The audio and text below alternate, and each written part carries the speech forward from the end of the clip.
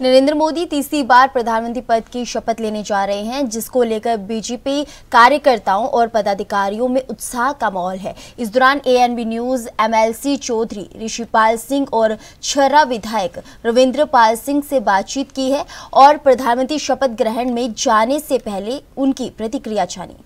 दिल्ली में प्रधानमंत्री मोदी तीसरी बार शपथ लेने जा रहे हैं। एक तरीके से इतिहास की बात करें तो इससे पहले जवाहरलाल नेहरू 3 बार लगातार प्रधानमंत्री बने थे।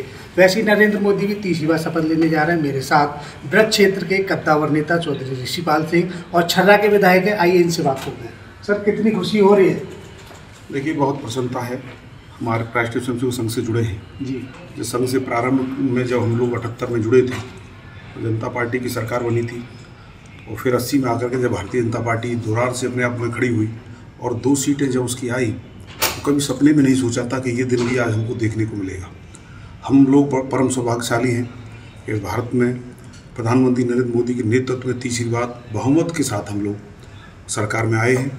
इसके लिए मैं देश की जनता को, सभी क्षेत्रवासियों को हृदय से बधाई देता हूँ और धन्यवाद करता हूँ कि आपने मोदी जैसे कुशल नेतृत्व को, जो महामानव हैं, एक तरह से कहा जाए तो राष्ट्र ऋषि हैं, इनके नेतृत्व में निरंतर भारतीय जनता पार्टी नहीं, संपूर्ण भारत का 25 करोड़ लोग जो गरीबी रेखा से नीचे था वो आगे बढ़ा है और हर क्षेत्र में विकास हुआ। इंफ्रास्ट्रक्चर के क्षेत्र में ले लो, मेडिकल कॉलेजों के क्षेत्र में ले लो, चिकित्सा, शिक्षा, सड़क, बिजली, पानी, रोजगार, उद्योग, सुरक्षा और आंतरिक सुरक्षा के बाद साथ साथ बाहरी सुरक्षा भी बहुत प्रबल हुई है और बहुत मजबूत हुई है।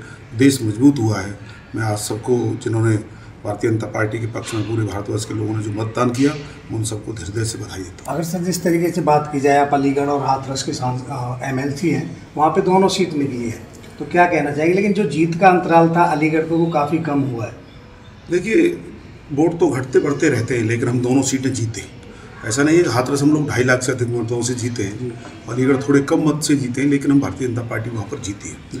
कई बार सामाजिक समीकरण इस प्रकार के हो जाते हैं कि थोड़ा 19-20 रहता है, ऐसा कोई उसका विशेष अंतर नहीं है, लेकिन हम दोनों सीटें जीते हैं और ब्रज में हमारा ब्रज जो है वो सर्वाधिक सीटें जीती हैं ब्रज के अंदर हमने।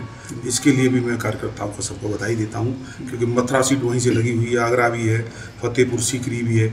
हम इन सब सीटों को लगातार जीते हैं, नोएडा, गाजियाबाद, बुलंदशहर, ऐसा मिला करके एक पूरा चक्र है, तो सारी सीटें हम लोग जीते हैं। विधायक जी, जिस तरीके से एक बात आ रही थी सामने कि इस बार भारतीय जनता पार्टी से ठाकुर समाज नाराज है, क्या कहना चाहेंगे? नहीं, ऐसे कोई वो नहीं, ये तो अफवाह उड़ाई गई थी जी कि किसी तरह ये विघटन पैदा हो, ठाकुर अलग हो। ऐसा कोई, ठाकुरों ने पूरा सहयोग किया है, पूरा समर्थन दिया है और तभी सरकार हमारी बन रही है। पिछले 3 दिन से लगातार उत्तर प्रदेश में मंथन चल रहा है कि आखिर क्या रहा जिससे हमारी जो सीटें कम रही भारतीय जनता पार्टी की, तो कुछ निकल के आया कि कहाँ कमी रही, क्या रहा? नहीं, इस पर तो विचार किया जाएगा, बैठेंगे, अभी मंथन होगा, मीटिंग भी होगी, उसमें जो भी अपनी समझ में होगी जो बताई जाएगी उनको। छर्रा की जनता आपको देख रही है, जिस तरीके से वोट किया है, क्या कहना चाहेंगे? छर्रा बेहतरीन प्रदर्शन हुआ है और बहुत अच्छी वोटिंग की है और छर्रा का वोट परसेंटेज भी सबसे ज़्यादा रहा है और जीत भी हमारी 2.5 लाख से ऊपर पहुंची है, बहुत अच्छी जीत हुई है। जिस तरीके से मीडिया में और विपक्ष के द्वारा सर बात की जा रही है कि एक तरीके से गठबंधन की सरकार, मोदी जी के पास एक्सपीरियंस नहीं है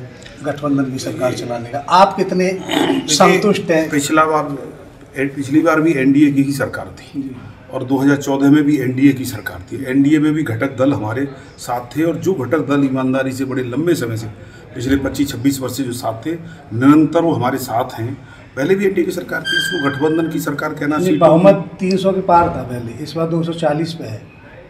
ऐसा बहुमत तो रहता है। विपक्ष का बड़ा षड्यंत्र था और विपक्ष ने जो संविधान परिवर्तन और ऐसी ओबीसी को जो भ्रमित किया, उसका थोड़ा सा कारण रहा। बाकी तो किसी प्रकार की कोई दिक्कत नहीं थी और हर व्यक्ति के दिमाग में एक ही बात थी कि तीसरी बार फिर एक बार मोदी सरकार, फिर एक बार मोदी सरकार। उसी का परिणाम है कि हम लोग आज तीसरी बार जनता देख रही है जिस तरीके से विपक्ष के द्वारा और इस तरीके से बातें की जा रही है कि एनडीए को दोबारा से गठबंधन में नहीं चलेंगे, कितने संतुष्ट हैं, क्या कहना चाहेंगे जनता? ऐसी कोई दिक्कत नहीं होगी। मोदी जी जो है सर्वमान्य नेता हैं। मोदी जी जो निर्णय लेते हैं वो देश हित में, राष्ट्र हित में लेते हैं और सबको साथ लेने की उनकी सामर्थ्य है।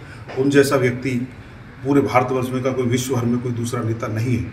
इसलिए इस बात का कोई संदेश नहीं रह सकता, न संदेह रह सकता है कि मोदी के नेतृत्व में सफल सरकार नहीं हुई। तीसरा कार्यकाल बहुत सफल होगा, सामर्थ्यवान होगा और भारत जल्दी से विश्व का तीसरा आर्थिक संपन्न राष्ट्र बनेगा। हम सब लोग देखेंगे। तो ये उत्तर प्रदेश के अलीगढ़ और हाथरस से एमएलसी थे चौधरी ऋषिपाल सिंह। कद्दावर नेता है, जाट नेता है। ब्रज क्षेत्र की अगर बात की जाए तो वहाँ से कद्दावर नेता है। अब देखना होगा, इनको पूरी तरीके से भरोसा है कि आने वाले समय में एनडीए का जो गठबंधन है भारतीय जनता पार्टी के साथ मिलकर अच्छे से सरकार चलाएगा। मैं अंबुज उपाध्याय अपने सहयोगी आकाश मिश्रा के साथ ANB न्यूज़ दिल्ली।